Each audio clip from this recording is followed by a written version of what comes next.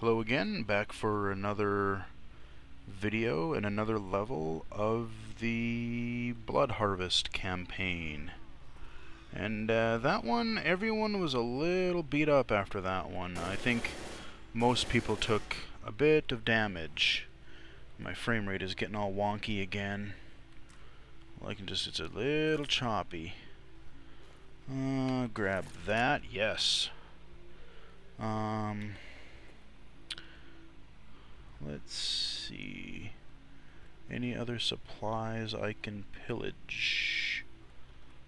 Did everyone take all the med kits?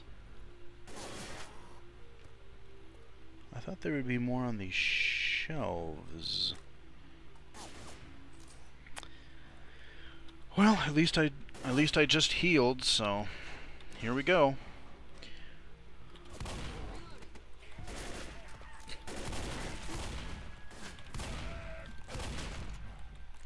Okay, so yeah, like I said, after this year in the School for the Blind and public school up there, went back to my home school and really got to have more of my books, some of them in Braille, which I did like, but I also didn't like because I did learn. I know it's kind of an excuse because anybody can pretty much learn Braille at any time, but I felt I learned Braille a little bit too late. I really think learning Braille is very important, even if you are just legally blind and you still have a significant amount of vision left, because you really do need some sort of tactile, or you do need some sort of physical reading medium. Because as much as I love audio, whether it be human or text-to-speech, you really miss out on, you don't get to see how words are spelled, you don't get to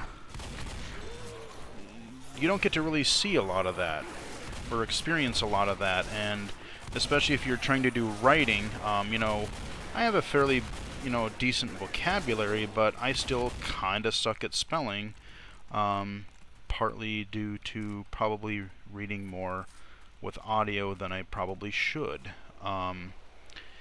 And when I read Braille in high school, it was getting to the point where it's like, to keep up, I was learning grade 1, grade 2 Braille. You can learn it in a year, but you still have to really keep up and practice and read every day to improve. But the amount of books that you were starting to have to read, it's like, well, I need to keep up, but just not fast enough. So I would kind of revert back to, like I said, they also at the School for the Blind, we learn more about reading books on tape, and stuff like that. So I think what we ended up settling on because obviously they did want me to keep up my Braille reading skills, but they did realize that yeah, you aren't, you're not the fastest reader, and we do want you to improve. So I would get I think 2 books in Braille, and then the rest of them either audio tape or something like that to be sped up, and generally that worked pretty well. I mean, especially Braille was especially useful in science and math courses, because I don't know about you guys, but for anyone who's tried to do a science or especially a math course in audio, it just doesn't work. I don't care what people say, it's just not, especially with good God, hold the show. We gotta take care of some business here. Uh-oh. Okay. We got another hunter. We got a dead hunter. Oh, oh man, I didn't kill him. Holy crap. So, but yeah, so we worked out that kind of situation. And that's where I really started to kind of think, originally I thought, I would always tell people that I hated to read. And I was starting to learn by that point that, no, maybe I don't hate reading. I think I just didn't have books in a medium that made it halfway easy to use. Where do I go here again? Let's see. I'm hoping there'll be some med kits or some chuckables here somewhere pretty soon. I think this is just one of those closets. Oh, one actual mechanic I did not mention at all yet because fortunately we haven't had to experience it, but oh, did I just... Yes, I did. I just went around in circles. One of the mechanics is, like, if you're playing with multiple people, or if one of my AI guys dies, what happens is they won't be permanently dead. There are rooms that, you know, since I know the levels, I don't have to open every door to explore, because I kind of know, you know, sometimes there are multiple ways around, you know, the level to do different things, and I just kind of know where my optimal paths that I like to take. But throughout each level there are some doors that are basically just closets, and so when one of the teammates dies, they will stay dead for a little while, and then after a few minutes they will respawn in one of these closets, and they'll be yelling for help, and you'll see their little silhouette, their colored silhouette in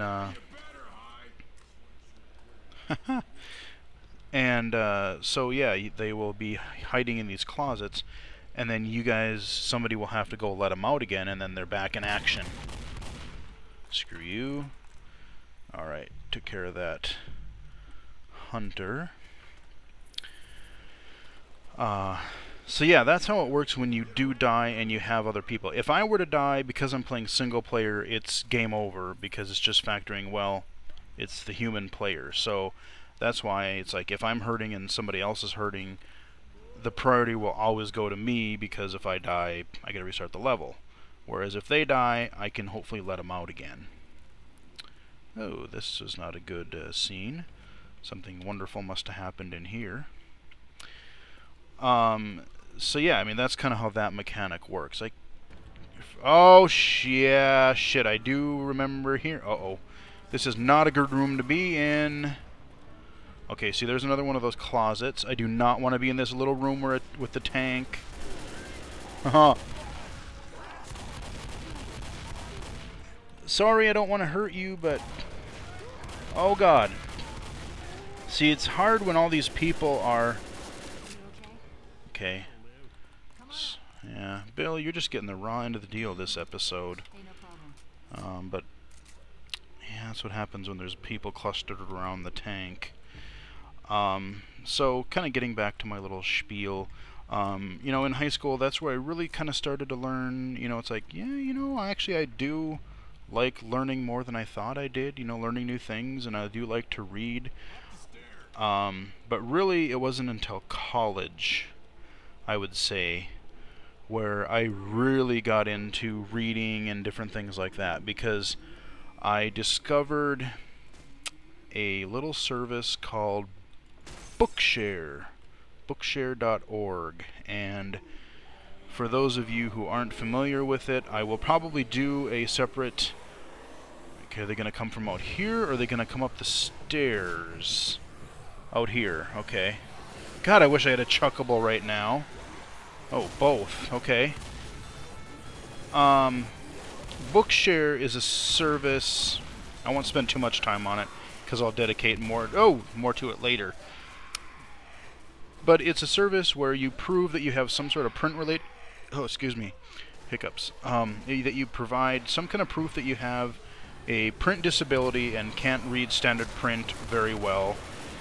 And you get a note from either like a doctor or a disability services person or a VR counselor or something like that, and then you're eligible for this service, and then you pay, it's $50 a year with a $25 first year kind of activation fee.